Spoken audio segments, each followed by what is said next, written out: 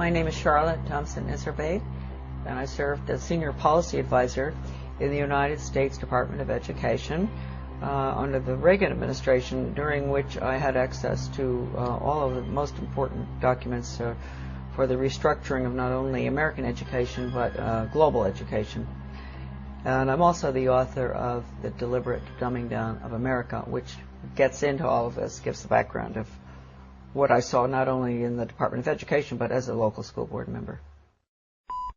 I was trained to identify the resistors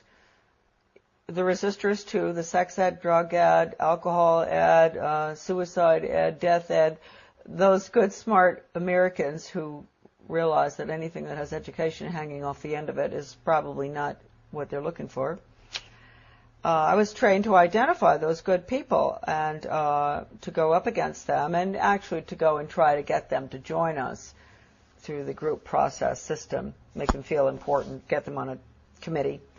And when that just blew my mind. I have to say, people often ask me, what is it that got you involved in education? Well, finding out what I saw at the local level certainly upset me. When I went and I saw that Americans were being trained to identify resistors, then I got pretty upset. And luckily, there was a big book that came with the in-service training called Innovations in Education, A Change Agent's Guide. And I was able to take that back home with me. Unbelievable examples of how to con the Christians and different people who are upset with what you're trying to do, how to bring them over to your side, case studies, true case studies of educators who had put programs in that normally, in a normal American town, nobody would want them. How did they manage to get them in? How did they con the people? And the other thing was, not only was I trained to identify the resistors, I was trained to go to the important people, high profile, highly thought of people in the community, with the Rotary and Chamber of Commerce, Garden Club, you name it, the different groups in our towns. Go to them and convince them of the importance of these new programs like sex ed, drug ed, I just mentioned all of them, and to get them on your side, because when you can get the leadership in a community to go along with it, then the newspaper comes in and says, a committee's been set up with the head of the Rotary and this and that, and they're all getting behind this task force to discuss whether we're going to have a new sex education program. And then when Mary Jones, who ordinarily would think, why would we want to have a sex education program when we don't have any problems with kids having sex or anything? So she might be concerned. She might be one of the resistors. She reads that her best friend, who's the head of the Garden Club, is on this committee, and she thinks, oh, well, hey, Mary Appleton is on that committee. She's heading it up. It must be okay. So I was taught really how to con the community. They always call everybody by the first name. You have to get very, affectionate with people, and you say, William, I'm so glad you've come to this meeting, and I understand your concerns about this program because, I've had other people. Usually it's the really bright people in the community who have these concerns. And would you like to join our group? The original program was funded by what would subsequently become my office. It was funded by the Office of Research in the U.S. Office of Education, because it was funded early on, about the late 60s. Still funded, by the way. And the money went to the University of Michigan in Ann Arbor to a professor by the name of Ronald Havelock. And he was the one that put together the whole training, the whole seminar, the book. And in the back of the book they admitted it. Right in the back of the book, they had about 100 major change agents listed from all over the country. Some of them I recognize, some I still don't, but some I do. And so this was a very important project. And it was being carried out I'm sure, all over the country, not just where I was. This was in Searsport, Maine, this lovely little town on the coast of Maine, in the school there where the guy came in, the facilitator, not Professor Havelock, but a facilitator, to train us.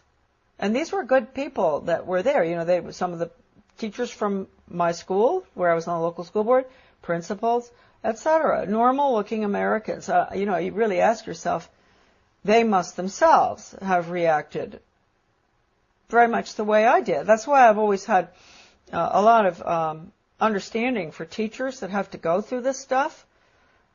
I didn't have to continue going through it. They've had to, through the years, constant training, retraining, sensitivity training, break their values. Right, no wrong. You've got to have all religions represented, so, you know, tolerant of everything, and because that's the New World disorder, excuse me. Professor Benjamin Bloom is probably the most important behavioral psychologist ever to live. I mean, maybe not quite as much as Pavlov and Skinner, but he really implemented the system in education in the United States. And he was the author of the Taxonomy of Educational Objectives. And I know that doesn't mean much to us. It means a lot to teachers. They know. All teachers have to go through that, Bloom's taxonomy. And just to give you an idea of how blatant they are, Benjamin Bloom said the purpose of education, and I often say this to parents, really, listen to this. You think the purpose of education is reading, writing, and arithmetic? The purpose of education is to change the thoughts, actions, and feelings of students.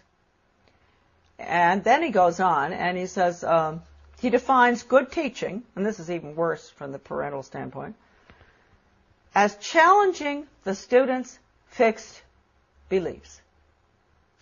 And then, in some of his works that I have, that are in my book, a lot of this stuff is in it. When he says challenge, does he mean challenge or does he mean change? Change their fixed? Yeah, through challenging. It's through challenging.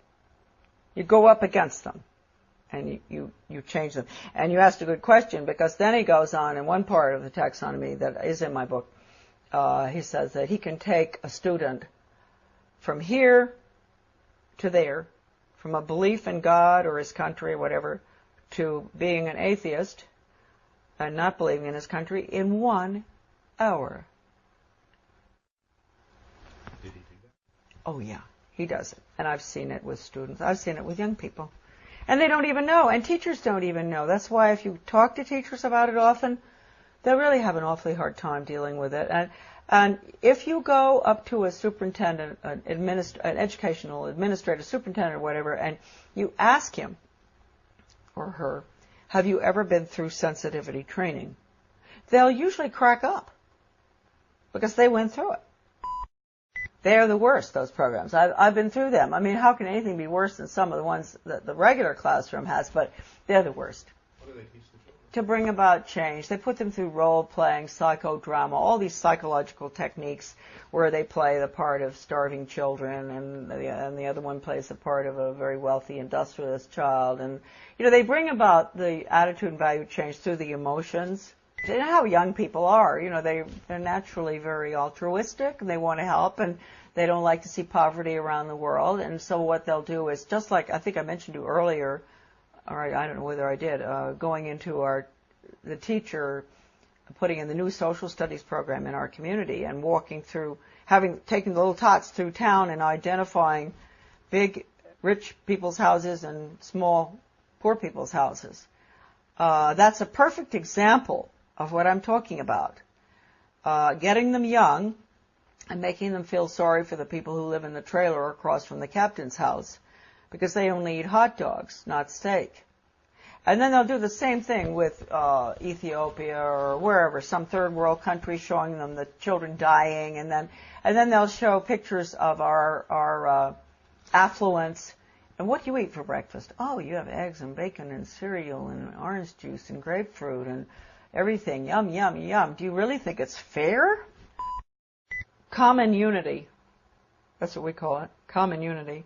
It is no rule for the individual in the community. And for everything that goes on in the Soviet Union or communism is based on the community, the commune.